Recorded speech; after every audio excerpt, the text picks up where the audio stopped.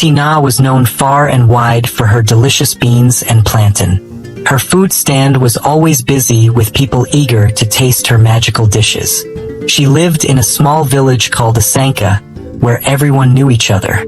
Aunty Naa's smile was wide, but she had a secret that no one knew. One day, Aunty Naa traveled to a distant land in Nigeria. She had heard of a powerful ritualist who could help her make her food irresistible. After a long journey, she found the ritualist's hut hidden in the dense forest. The air was thick with mystery as Aunty Naa approached. "Welcome, Aunty Naa," the ritualist said with a knowing smile. "I know why you are here. You want your food to be the best, and you want people to come from everywhere to eat it." "Yes," Aunty Naa replied eagerly. "I want to be rich and have many customers." The ritualist's eyes glowed as he spoke. "I can help you, but you must follow my instructions carefully. Add a special ingredient to your food, sugar and saliva. This will make your food delicious and filling. People will crave it, and you will become very rich." Aunty Naa was hesitant but agreed. She returned to Asanka with the secret recipe and started adding sugar and her own saliva to her beans and plantain.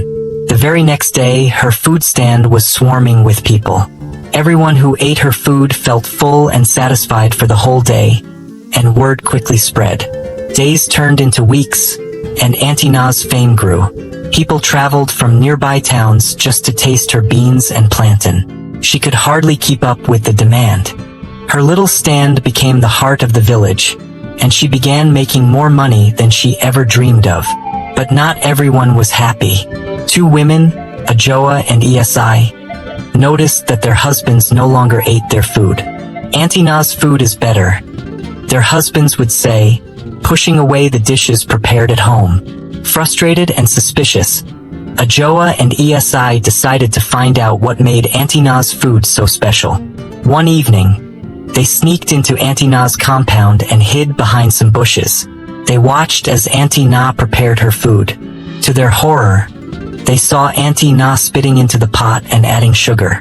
The next day, Ajoa and Esi met secretly to discuss what they had seen. "We have to tell everyone," Ajoa said, her voice trembling. "But we need proof." They devised a plan. They would wait until Aunty Naa left her stand while preparing the food and sneak in to collect some of the food even before Aunty Naa puts her special ingredient to it. They would then buy from her personally while she's selling, after which they would take it to the village elder who could help them. At dawn the following, their hearts pounded as they sneaked into Aunty Naa's house. They waited till she left to pick something from the room, and they filled a small bowl with beans and plantain. In the morning, they bought another bowl of beans and plantain from Aunty Naa, ran to the elder's house and knocked frantically. "What is it, women?" the elder asked, concerned. "Please, elder, taste these food," Esi said. "It's from Aunty Naa's stand. We think there's something wrong with it." The elder took a bite and nodded. "It's very filling indeed." He then took a bite from the other bowl and immediately spit it out. This one tastes a waffle. Are you sure these food were both made by Aunty Naa?" Ajoa and Esi explained what they had seen. The elder frowned deeply. "This is serious. We must confront Aunty Naa." The next day, the whole village gathered at Aunty Naa's stand. The elder stepped forward and spoke. "Aunty Naa, these women have seen something troubling. Is it true that you add something unusual to your food?" Aunty Naa's face paled. "I don't know what you mean," she stammered. The elder held up the bowl. "This food is different. Tell us the truth."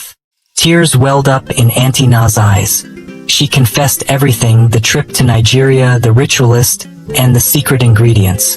The villagers were shocked and angry. They felt betrayed by someone they trusted. "You have deceived us, Aunty Naa," the elder said sternly.